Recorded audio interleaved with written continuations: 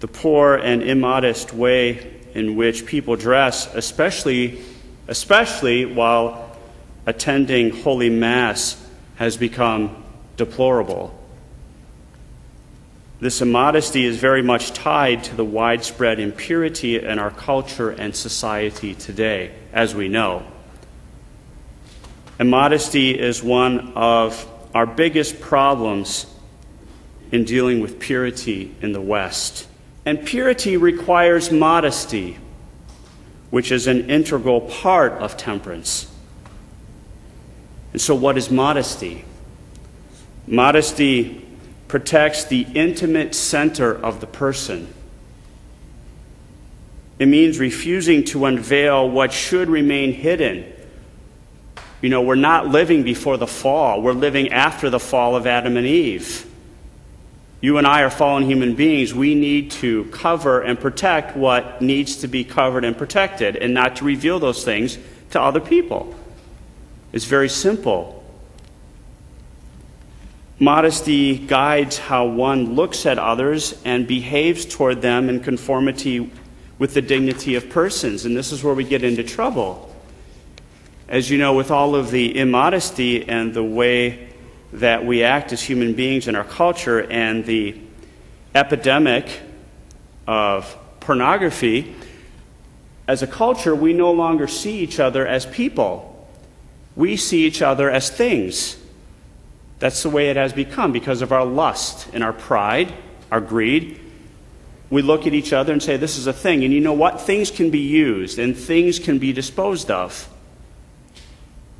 And hence, the culture of death, where people no longer have value or seem to have value, and it's very unfortunate. And this, in my opinion, is one of the greatest threats to national security. When a country rots from within, even though it has all this military might, if the country's rotten from the core, the country is doomed to failure. And so this is one of our biggest problems. If you want to work on restoring national security, start from within. Get rid of the pornography. Help people to practice virtue. Modesty protects the mystery of the person. It encourages patience and moderation in loving relationships. Modesty is decency. And that's one of the things that we've lost in our current culture. It's just good old common decency. Modesty inspires one's choice of clothing. It keeps silence or reserve where there is evident risk of unhealthy curiosity. And that's what immodesty does, We reveal everything we can. We cover just a certain amount in a certain way to provoke others to have an unhealthy curiosity, a curiosity where it should not be. And that's what often makes it so stimulating and attracts people and tempts them into sin. Modesty is a virtue. And included in the virtue of modesty is not only humility. If we want to be modest and practice that virtue perfectly, we have to be humble. But also included in the virtue of modesty is how one externally dresses. Many today are blind to the necessity of practicing this virtue, so desperately needed in our current culture. And the spiritual writers through all the millennia here, what do they tell us? Spiritual blindness comes from what? Sin. Spiritual blindness is rooted in sin. Even to the most casual observer, immodesty in dress is seen as commonplace in our churches. It's commonplace, and we've become desensitized to it. We don't speak out about it. We just let it continue to devolve into deplorable debasement. Many people come to church dressed like they are ready to go to a party, a beach party.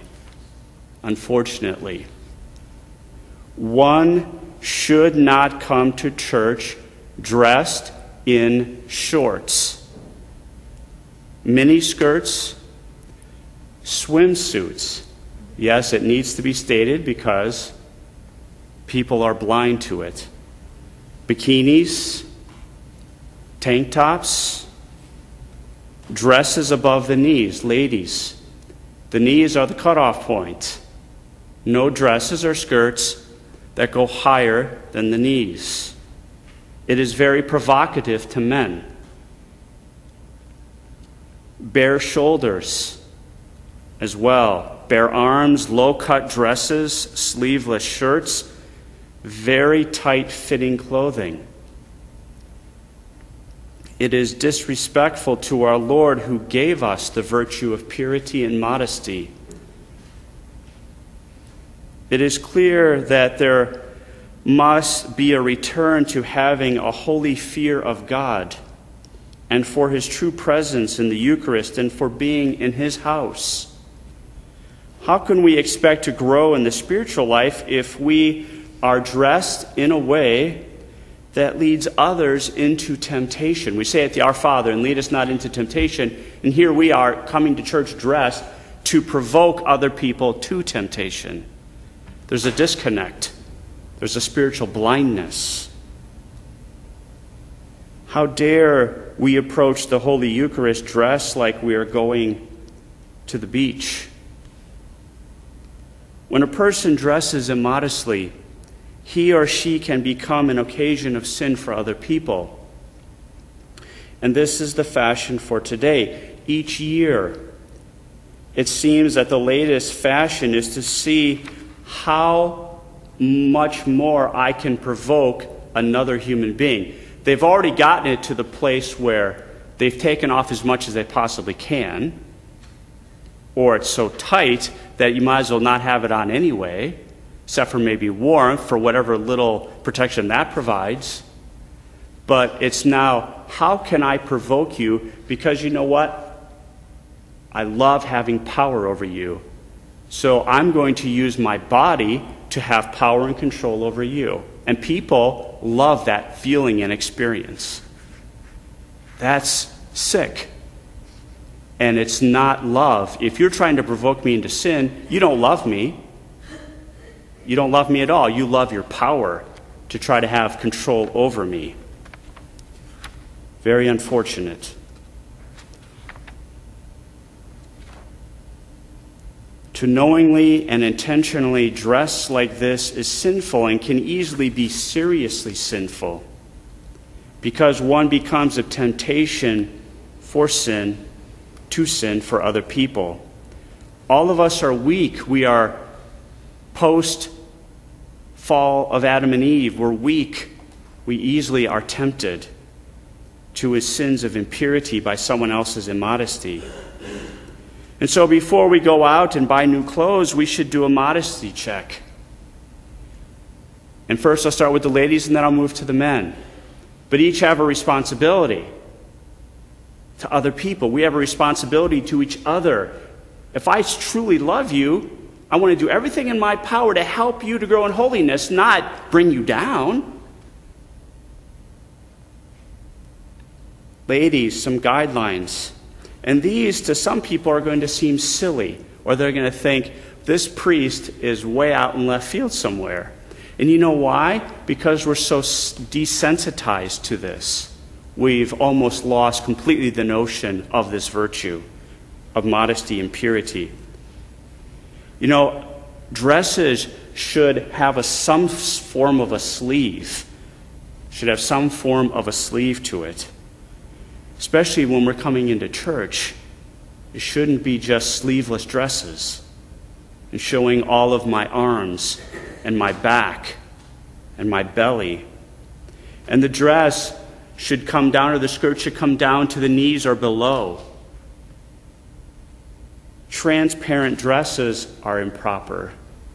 Need to say that as well. Transparency, if I can see through your dress, that's not appropriate. Does my back, my belly, or my shoulders show?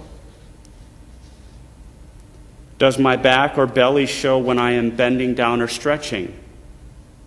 If I bend down to pick up a missalette, is everything going to be just showing for everybody to see if they happen to be looking in my direction? When bending over, does my blouse hang down? Does it fall open for everybody to see? Is my blouse or top too tight? Is it provocative?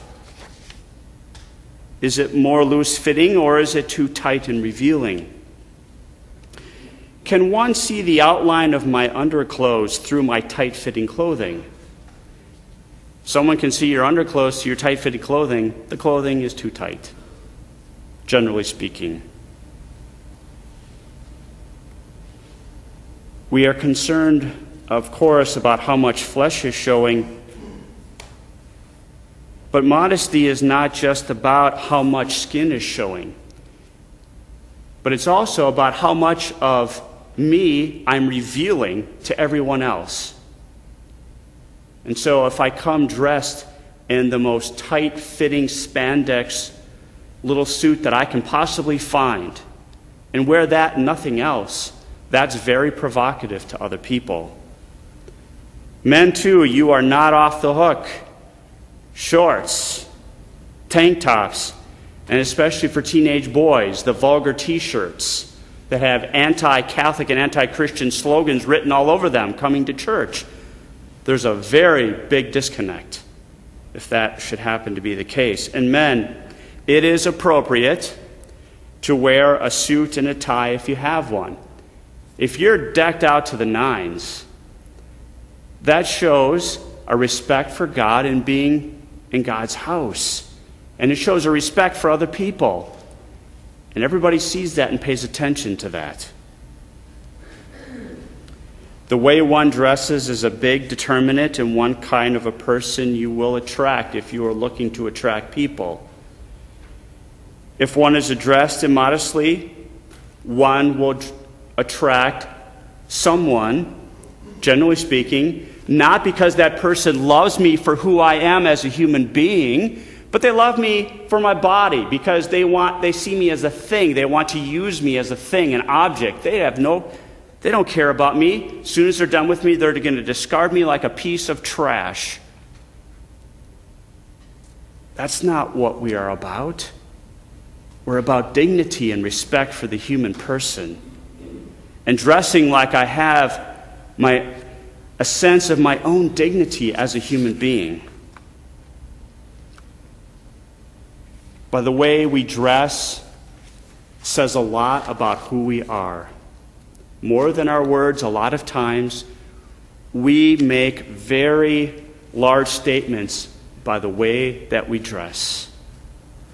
Now, what if I came in this morning and I processed down that aisle and I was wearing a tank top and shorts, and I had a stole over that?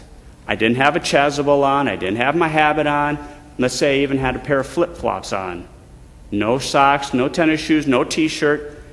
If I came down here like this, it would be my last day. It would be my last day. I guarantee you, Father Anthony would come running down that hill, Mass would pause, and somebody would take my place. And they would put me in an ambulance and drive me off into the sunset somewhere, right? You expect me to dress appropriately.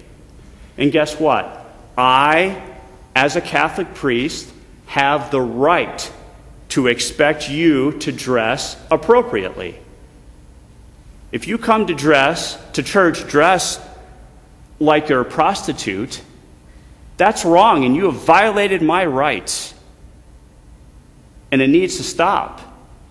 And it's not just my rights, but it's everyone else's. Do you think that priests don't talk about these things? About the woman who comes with everything hanging out, comes up for communion, dressed like a prostitute? It's sick, and it needs to stop. And we need to reclaim the culture of dignity, respect, modesty, and purity. The country, the West, is on a downward spiral. It's got a lot of momentum going. And this is one of the biggest things that we are challenged to help people to recover. So we turn to Our Lady and we ask for her help.